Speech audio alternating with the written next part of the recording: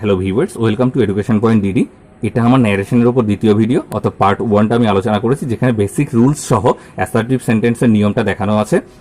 ঠিক আছে, তোমরা যদি দেখে না থাকো তাহলে ডেসক্রিপশন বক্সে দেওয়া লিঙ্ক থেকে অথবা উপরে আই বাটনে ক্লিক করে তোমরা ভিডিওটা দেখে নিতে পারো।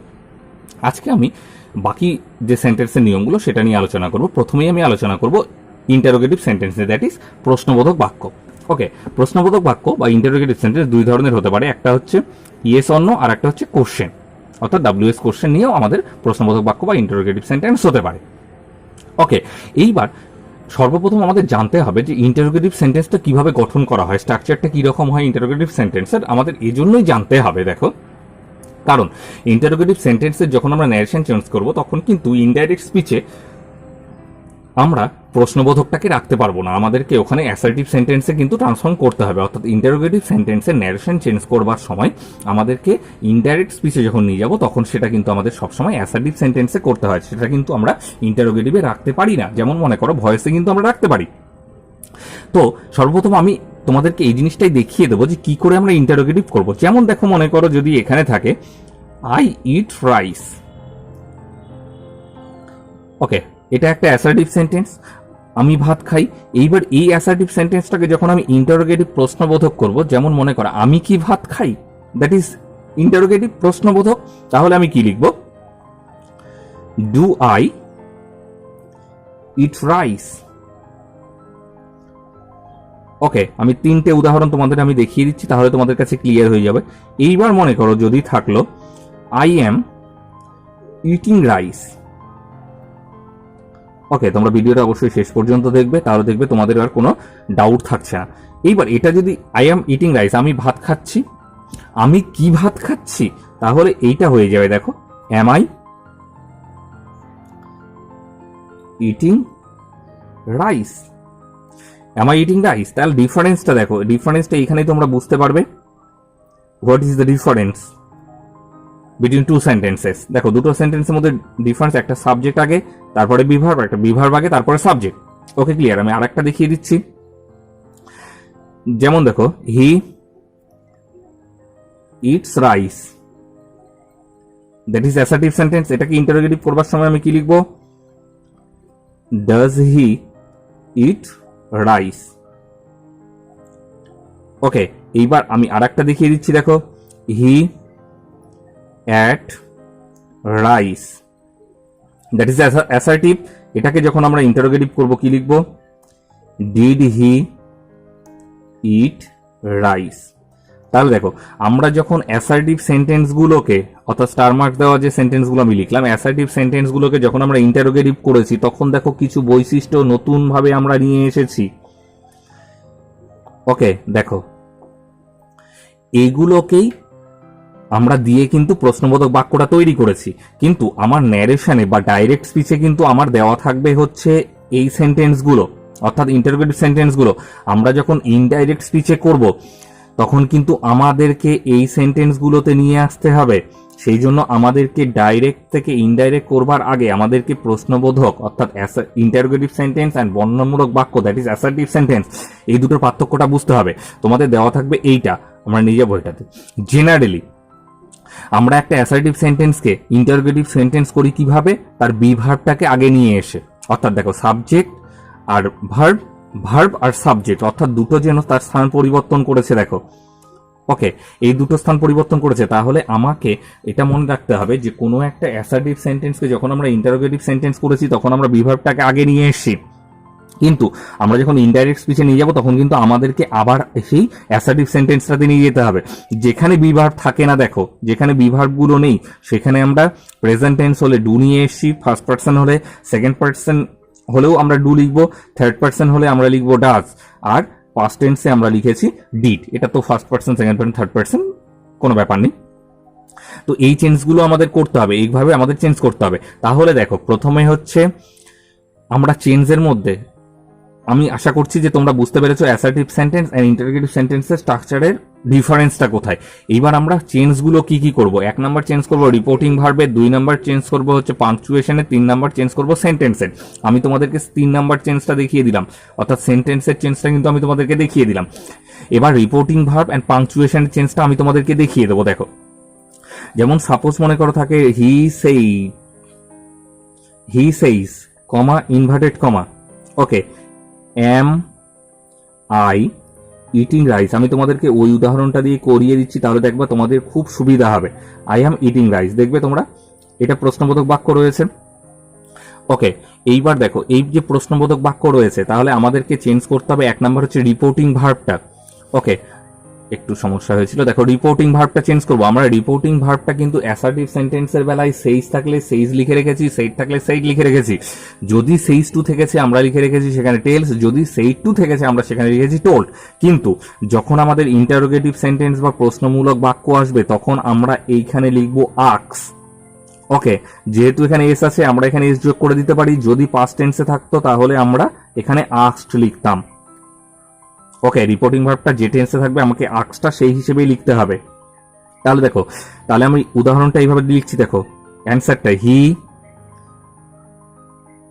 আক্স। ওকে, এই যে পাংচুয়েশনটা 2 নাম্বার, আমি যেটা নিয়ম বলেছি পাংচুয়েশন চেঞ্জ করব।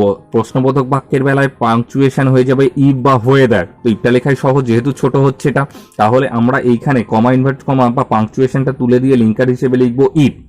ওকে, এইবার দেখো আমি আগেই যেটা তোমাদের বুঝিয়ে দিলাম যে তোমাদেরকে কিন্তু এই ইন্টারোগেটিভ সেন্টেন্সটা দেওয়া রয়েছে, তোমাদের ইনডাইরেক্ট করবার সময় কিন্তু অ্যাসার্টিভে নিয়ে গিয়ে ইনডাইরেক্ট করতে হবে। তাহলে দেখো এম আই ইটিং রাইস এটা দেওয়া আছে, তোমাদেরকে এটাতে নিয়ে যেতে হবে আই এম ইটিং রাইস। এইবার দেখো এখানে আমরা চেঞ্জ করব এই দুটো, তার মানে আগে আমার সাবজেক্ট আসবে তারপরে বিভার্ব যাবে, তাহলে আইটা আগে লিখবো আমরা। এবার আইটাকে প্রোনাউন চেঞ্জের মধ্যে আমি দেখিয়ে দিয়েছি আগের ভিডিওটাতে, দেখা না থাকলে তোমরা দেখে নিতে পারো।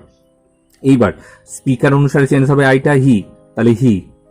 এম এর এখানে দেখো সেইস প্রেজেন্ট টেন্সে রয়েছে, তাহলে হি এর সঙ্গে প্রেজেন্টই হবে ইস, ইটিং রাইস। এখানে কিন্তু আমরা ফুল স্টপ দেবো। এখানে যদি তোমরা প্রশ্নবোধক বাক্যটা প্রশ্নবোধক চিহ্ন বা ইন্টারোগেটিভ মার্কটা যদি তোমরা কোশ্চেন মার্কটা দিয়ে দাও তাহলে কিন্তু ভুল হবে, যেটা আমরা ভয়েসে দিয়েছি। কারণ ভয়েসের সেন্টেন্সটা কিন্তু ইন্টারোগেটিভই থাকে, কিন্তু আমাদের এখানে কিন্তু দেখো সেন্টেন্সটা কিন্তু অ্যাসার্টিভে হয়ে গেছে, তো সেই জন্য আমরা দেবো না।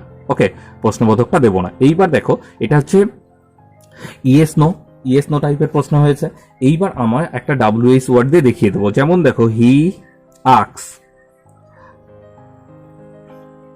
ওকে, বা এখানে হি, আমি একটু ক্ষমা চেয়ে নিচ্ছি তোমাদের কাছে, আমি অন্য উদাহরণ দিয়ে দিয়ে দিচ্ছি। দেখো he says comma inverted comma what is this. Okay, এইবার দেখো আমরা হি শিখলাম, হি থাকলো, সেইজের বদলে আমরা লিখবো আক্স। ওকে, কমা ইনভার্টেড কমা তুলে দিয়ে আমরা কি বসিয়েছিলাম, ইফ বসিয়েছিলাম। কিন্তু যদি কোনো WH ওয়ার্ড থাকে তাহলে আমরা ইফ বা ওয়েদার বসাতে পারবো না, WH ওয়ার্ডটাকে WH ওয়ার্ডেই আমরা রাখবো। অতএব হোয়াট ছিল হোয়াট, এখানে যে কোনো WH ওয়ার্ড থাকতে পারে নটার মধ্যে, হু, হুম, হোয়েন, হোয়ার, যে কোনো any type of WH word, সেটা WH ওয়ার্ডটাই থাকবে। এইবার আমরা ইন্টারোগেটিভ সেন্টেন্সটাকে অ্যাসার্টিভে নিয়ে যাব, অর্থাৎ বিভার্বটাকে পরে নিয়ে যাব, সাবজেক্টটাকে আগে নিয়ে আসবো, তাহলে দিসটা আগে আসবে, ইসটা পরে যাবে। এইবার দেখো দিস থাকলে ন্যারেশনে কি চেঞ্জ হয় আমি কিন্তু ফার্স্ট ভিডিওতে আলোচনা করেছি, তোমরা না দেখা থাকলে দেখে নিতে পারো। অ্যাডভার্ব চেঞ্জগুলো দিস থাকলে হবে হচ্ছে দ্যাট, আর ইস থাকলে হয়ে যাবে ইস, কারণ এখানে আক্সটা প্রেজেন্টে আছে, এটাও প্রেজেন্টে থাকবে। তাহলে দেখো he asks what that is. Okay, ইন্টারোগেটিভটা ক্লিয়ার। এইবার আসবো ইম্পারেটিভে। তাহলে এইবার আমি শুরু করছি, দেখো ইম্পারেটিভ সেন্টেন্স বা অনুজ্ঞাসূচক বাক্য। ওকে, অনুজ্ঞাসূচক বাক্য বা ইম্পারেটিভ সেন্টেন্স, দেখো he says open the door. Okay, that is imperative sentence, অনুজ্ঞাসূচক বাক্য। ইম্পারেটিভ সেন্টেন্সের বেলায় রিপোর্টিং ভার্বের জায়গাতে আমরা কি কি চেঞ্জ করতে পারি। রিপোর্টিং ভার্ব দিয়ে যদি মনে করো আমাদের আদেশ বোঝায়, অর্থাৎ এই যে রিপোর্টেড স্পিচটা দিয়ে যদি আদেশ বোঝায় তাহলে আমরা রিপোর্টিং ভার্বের জায়গাতে লিখব অর্ডার।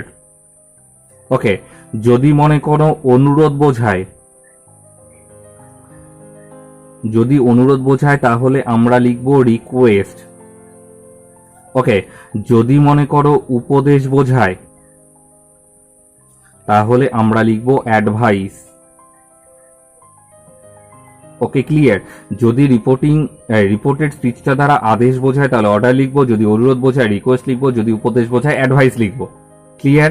এইবার আমরা 2 নাম্বার চেঞ্জ যেটা জানবো পাংচুয়েশন। পাংচুয়েশন মানে জ্যোতি চিহ্ন, আগেই আমি আলোচনা করেছি। কমা ইনভার্টেড কমাটা তুলে দিয়ে আমরা লিঙ্কার হিসেবে ইউজ করব হচ্ছে টু।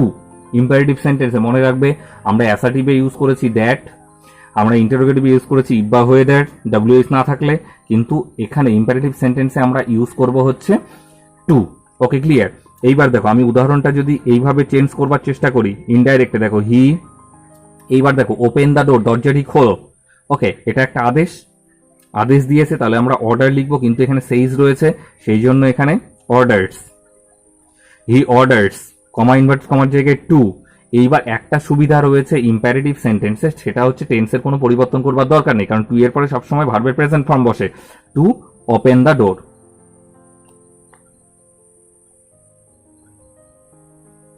ওকে ক্লিয়ার। এইবার দেখো যদি থাকতো এখানে he says do not disturb. Okay, he says do not disturb, সে বললো যে বিরক্ত করবে না। তাহলে দেখো হি, এটা কি ধরনের বাক্য? বিরক্ত করবে না, আদেশ দিয়েছে, তাহলে হি অর্ডার্স, কমা ইনভার্ট কমার জায়গায় টু বসাবো। কিন্তু আমরা কিন্তু দেখো আমি এখানে টুটা আগে বসালাম, আমি তোমাদেরকে বলছি যখন ডু নট থাকবে, নেগেটিভ সেন্টেন্স থাকবে, তখন টু না বসিয়ে টু এর আগে একটা নট বসাবে, নট টু, শুধু একটা টু এর আগে নটটা বসিয়ে দেবে, not to disturb, not to disturb. তাহলে he orders not to disturb. Okay clear. এইরকম যদি তোমার উপদেশ থাকে তাহলে উপদেশ বসতে পারে, যেমন যদি থাকে তা মনে করো mother says do not run in the sun. Okay, তাহলে দেখো সূর্যের মধ্যে বা রৌদ্রের মধ্যে দৌড়িও না, তাহলে এটা কি ধরনের? এটা উপদেশমূলক বাক্য, অ্যাডভাইস, তাহলে তোমরা ওখানে অ্যাডভাইস লিখবে। ওকে ক্লিয়ার, আমি এটুকুই বলতে চাইছি যে অ্যাডভাইস লিখবে। এইবার আমি দেখো এই যে নেগেটিভ সেন্টেন্সটা আমি তোমাদের দেখিয়ে দিলাম, এই নেগেটিভ সেন্টেন্সটা আর একভাবে লেখা যায়। ওকে, সেটা হচ্ছে এখানে যখন নেগেটিভ থাকবে, অনলি ফর নেগেটিভের বেলায় এখানে তোমরা ফরবেড লিখবে। ওকে, ফরবেড মানে হচ্ছে নিষেধ করা, নিষেধ করা মানেই না, তখন এইখানে নটটা উঠে যাবে। এখানে যদি তোমরা ফরবেড লিখো, এখানে যদি ফরবেড লিখো, ওকে, তাহলে এখানে নটটা উঠে যাবে, নটটা থাকবে না, তাহলে লিখবে হি ফরবেড টু ডিস্টার্ব। ওকে, নেগেটিভের বেলাতেই কিন্তু শুধু ফরবেডটা বসানো যাবে, আদারওয়াইজ নয়, তাহলে তোমরা এটা লিখতে পারো। ওকে, এইবার দেখো আরেকটা যেটা আমি বলছি, অনেক সময় বোঝা যায় না যে সেন্টেন্সটা আদেশ দিচ্ছে, উপদেশ দিচ্ছে না অনুরোধ করছে। যে সমস্ত জায়গায় সেরকম বোঝা যাবে না সেই জায়গাগুলোতে তোমরা আক্স অথবা টেল লিখে রাখতে পারো, তুমি কিন্তু সঠিকভাবেই নাম্বার পাবে। যেমন দেখো মনে করো এই যে সেন্টেন্সটা আমি যেটা লিখেছি, মনে করো আমি আবার লিখে দিচ্ছি তোমাকে, দেখো he says comma inverted comma open the door. Okay, he says open the door. Suppose মনে করো তুমি এইটা বুঝতে পারছো না যে এটা কি ধরনের বাক্য। মনে করো তুমি বুঝতে পারছো না যে এটার দ্বারা আদেশ বোঝাচ্ছে, উপদেশ দিচ্ছে না অনুরোধ করছে। ঠিক আছে, যখন তুমি বুঝতে পারবে না তখন তুমি এই সেইজের জায়গাতে তোমার অর্ডার, রিকোয়েস্ট, অ্যাডভাইস না লিখে তুমি আক্স অথবা টেল লিখে রাখতে পারো। আক্স মানে হচ্ছে অনুরোধ করা, ওকে, টেল মানে হচ্ছে বলা, তুমি যে কোনো একটা লিখে রাখতে পারো। যেমন ধরো মনে করো আমি যদি এটা লিখি he tells two open the ডোর, তুমি যে টেলস লিখেছে জন্য এখানে দ্যাট লিখবে অ্যাসার্টিভ সেন্টেন্সের জন্য তা কিন্তু নয়। তুমি বুঝতে যখন পারবে না, যখন তুমি কনফিউজড হয়ে যাবে, তখন তুমি এখানে টেল লিখে রাখতে পারো, তুমি নাম্বার পাবে। যদি এখানে সেইট থাকতো তুমি এখানে টোড লিখতে পারতে, ওকে, তবুও তুমি নাম্বার পাবে। ওকে, তাহলে ইম্প্যারেটিভটা দেখো এরকম। এইবার ইম্প্যারেটিভের মধ্যেও আরো দুটো নিয়ম রয়েছে, সেটা হচ্ছে লেটের নিয়ম। ওকে, আমি লেটের নিয়মটাও তোমাদেরকে একটু দেখিয়ে দেবো। ওকে, লেটের নিয়মটা দেখো, যেমন মনে করো এখানে বললো হি সেইড, আমি দুটো সেন্টেন্স দেখিয়ে দিচ্ছি তোমাকে, তাহলে বুঝতে পারবে। Let me come in. Okay, আমি দুটো সেন্টেন্স লিখছি, তাহলে তোমরা বুঝতে পারবে। আরেকটা দেখো he said comma inverted comma let's play cricket. Okay, দুটো উদাহরণ আমি লিখলাম, এইবার দুটো লেটের নিয়ম দেন করে দেবো। লেটই হচ্ছে ইম্পারেটিভ সেন্টেন্সে।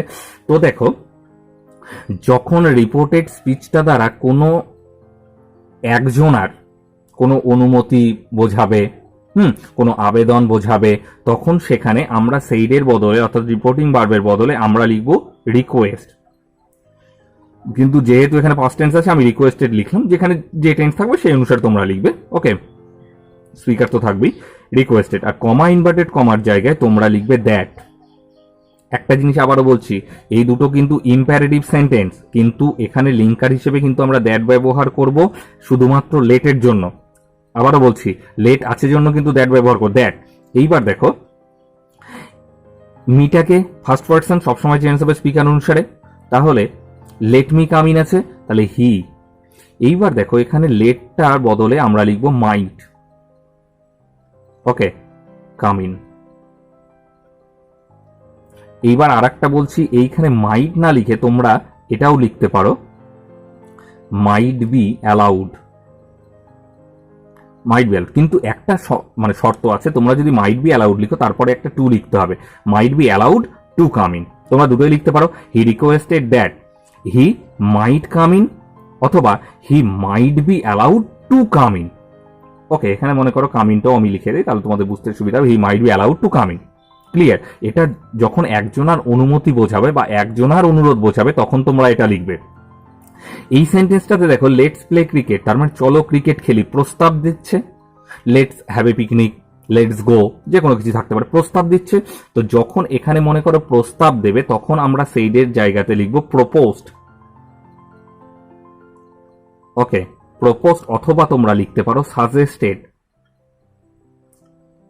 কারণ এটা সাজেশনও দিচ্ছে। তাহলে হি প্রপোজড লিখতে পারো, সাজেস্টেড লিখতে পারো, কমা ইনভার্টেড কমা, পাংচুয়েশনটা তুলে দিয়ে আমরা এখানে বসাবো দ্যাট। ওকে, এইবার এইখানে একটা জিনিস দেখো, এই যে লেটস প্লে ফুটবল, লেটস মানে এর সঙ্গে একটা আস আছে, লেট আস, তার মানে এখানে হয়ে যাবে আসটা দে, আর লেটটা উঠে গিয়ে হবে হচ্ছে should, they should play cricket. Clear? যদি একজনের অনুমতি বোঝায় তাহলে আমরা লিখবো রিকোয়েস্টেড, যদি কোনো প্রপোজ দেওয়া বা সাজেশন দেওয়া বোঝায় তাহলে লিখবো প্রপোজড অথবা সাজেস্টেড। এখানে লেট তুলে দিয়ে আমরা মাইট বসাবো, অথবা মাইট বি অ্যালাউড টু বসাতে পারি। এইখানে আমরা লেট তুলে দিয়ে বসাবো শুড। Okay, clear? তাহলে that is the end of imperative sentence. এইবার আমাদের বাকি থাকছে অপটেটিভ অ্যান্ড এক্সক্লেমেটরি। ওকে, এইবার আমরা দেখব অপটেটিভ সেন্টেন্স বা ইচ্ছামূলক বাক্য। এখানে দুটো চেঞ্জ করতে হবে, আমাদের রিপোর্টিং ভার্বে চেঞ্জ করতে হবে আর পাংচুয়েশন চেঞ্জ করতে হবে। ওকে, রিপোর্টিং ভার্বটা আমরা চেঞ্জ করে লিখব উইশড অথবা প্রেইড, আর পাংচুয়েশন চেঞ্জ করে সেই জায়গাতে আমরা লিখব দ্যাট লিঙ্কার হিসেবে। ওকে, এইবার কথা হচ্ছে উইশড আর প্রেইড, এটা দু জায়গাতেই লেখা যায়, কিন্তু যেখানে ঈশ্বরের কাছে কোনো প্রার্থনা বোঝাবে বা ভগবানের কাছে কোনো প্রার্থনা বোঝাবে সেইখানে তোমরা প্রেইড লিখবে, আদারওয়াইজ তোমরা উইশড লিখবে, এটাই সব থেকে ভালো হয়। ওকে, যদি ঈশ্বরের কাছে কোনো প্রার্থনা, আমি তোমাদেরকে বুঝিয়ে দিচ্ছি। 1 নম্বর উদাহরণটাতে দেখো, he said may God bless you, সে বললো ঈশ্বর তোমার মঙ্গল করুক। ওকে, এখানে দেখো প্রার্থনাটা কিন্তু ঈশ্বরের কাছে হয়েছে, তাহলে দেখো হি সেইডের বদলে উইশ বা প্রেইড, কিন্তু এইখানে আমরা প্রেইড বসালেই আমাদের সব থেকে ভালো হবে, তোমরা এখানে প্রেইড বসাবে। ওকে, কমা ইনভার্টেড কমা পাংচুয়েশন উঠে গিয়ে লিঙ্কার হিসেবে এখানে আবার বসবে দ্যাট। এইবার দেখো, এই জায়গাটাতে তোমরা ট্রান্সফর্ম করে নেবে, আগে সাবজেক্টটাকে নিয়ে আসবে গড, মে এখানে পাস্ট টেন্স আছে, তাহলে পাস্ট হয়ে যাবে, মের পাস্ট হচ্ছে মাইট, ব্লেসটা ব্লেসি থেকে যাবে, ইউ সেকেন্ড পার্সন চেঞ্জ হবে হচ্ছে অবজেক্ট অনুসারে, কিন্তু অবজেক্ট দেখো এখানে কেউ নেই, তাহলে এখানে যে কোনো একটা লিখলেই হবে। তুমি এখানে আই লিখতে পারো, তুমি এখানে হি লিখতে পারো, সরি আমার একটু ভুল হয়েছে, মি লিখতে পারো, হিম লিখতে পারো, অথবা হার লিখতে পারো। ওকে, তাহলে দেখো, he prayed that God might bless me হতে পারে, হিম হতে পারে, অথবা হার হতে পারে। ক্লিয়ার? এবার 2 নাম্বারটাতে দেখো, হি সেইজ, তাহলে সেইজের বদলে আমি কি লিখবো? এখানে দেখো, মে ইউ বি হ্যাপি, তুমি সুখী হও, এখানে কিন্তু ঈশ্বরের কাছে প্রার্থনা নেই, তাহলে তুমি এখানে উইশেস লিখতে পারো, হি উইশেস দ্যাট। এখানেও আমরা চেঞ্জ করবো, ইউটা যে কেউ হতে পারে, আই হতে পারে, হি হতে পারে, অথবা শি হতে পারে, might be happy. Okay, he wishes that I, E অথবা সি, যেহেতু এখানে অবজেক্ট নেই সেই জন্য তোমরা যে কোনো একটা লিখতে পারো, মাইট বি হ্যাপি। ওকে, এইবার দেখো এক্সক্লেমেটরি সেন্টেন্সে আসি, বিস্ময়বোধক বাক্য। রিপোর্টিং ভার্বের চেঞ্জ হবে। দেখো যদি আনন্দ বোঝায় রিপোর্টেড স্পিচটা দ্বারা, তাহলে আমরা রিপোর্টিং ভার্বের জায়গায় লিখবো এক্সক্লেমড উইথ জয়। যদি দুঃখ বোঝায় তাহলে লিখবো এক্সক্লেমড উইথ সরো। যদি বিস্ময় বা অবাক হওয়া বোঝায় তাহলে লিখবো এক্সক্লেমড উইথ সারপ্রাইজ। আর পাংচুয়েশনটা আমরা চেঞ্জ করে দ্যাট লিখবো এখানেও। ওকে, এবার আমি তিনটে উদাহরণ দিয়ে তিনটে সেন্টেন্স আমি তোমাদের বুঝিয়ে দিচ্ছি। দেখো, he said hurrah we have won the match. সে বলেছিল কি মজা, আমরা ম্যাচটা জিতেছি। তাহলে দেখো এটা হুররে, এই শব্দটা আনন্দবোধক একটা শব্দ, তাহলে আমরা লিখবো হি এক্সক্লেইমড উইথ জয়, আনন্দ বোঝালে জয়। ওকে, দ্যাট। একটা জিনিস মনে রাখবে, এই যে বিস্ময়বোধক যে শব্দগুলো বা এক্সক্লেমেটরি ওয়ার্ডগুলো, এগুলোকে তোমরা তুলে দেবে, অর্থাৎ এগুলো লিখবার দরকার নেই। এইবার দেখো উই, আমরা, তাহলে চেঞ্জ হয়ে যাবে দে, হ্যাভটা হয়ে যাবে হ্যাড যেহেতু পাস্ট টেন্স আছে, ওন দ্য ম্যাচ। ওকে, তাহলে he exclaimed with joy that they had won the match. Okay, clear. 2 number দেখো, হি, এখানে দেখো অ্যালাস আই হ্যাভ আন্ডার, হাই আমি ব্যর্থ হয়েছি, তাহলে এটা দুঃখ, তাহলে লিখবে হি এক্সক্লেইমড উইথ সরো, সরো মানে হচ্ছে দুঃখ, দ্যাট, আইটাকে স্পিকার অনুসারে হি হ্যাড আনডান। ওকে ওকে, দেখো পরেরটা দেখো, he said what a beautiful rose, সে বলল কি সুন্দর গোলাপ। তো এই যে যখন বিস্ময়বোধক কোনো একটা জিনিস বোঝাবে, ওকে, তখন সেটাকে আমরা কিন্তু অ্যাসার্টিভ সেন্টেন্সে ট্রান্সফর্ম করে নিতে হবে। তো কি সুন্দর গোলাপ এটা আমরা কখন বলি, যখন আমরা বিস্মিত হই কোনো জিনিস দেখে। তাহলে কি the rose is very beautiful, অর্থাৎ গোলাপটা খুব সুন্দর, তাহলে লিখবো এইভাবে, he exclaimed with surprise that the rose was very beautiful, গোলাপটা খুবই সুন্দর। ওকে, তাহলে ন্যারেশন সম্পর্কে আমি আশা করছি তোমাদের কোনো সন্দেহ নেই। ভিডিওটা ভালো লাগিয়ে থাকলে তোমরা অবশ্যই একটা লাইক করবে, চ্যানেল নতুন হলে চ্যানেলটি সাবস্ক্রাইব করে বেল আইকনটা প্রেস করবে পরবর্তী ভিডিও নোটিফিকেশনগুলো পাওয়ার জন্য। Thank you for watching the video, have a good day, tata.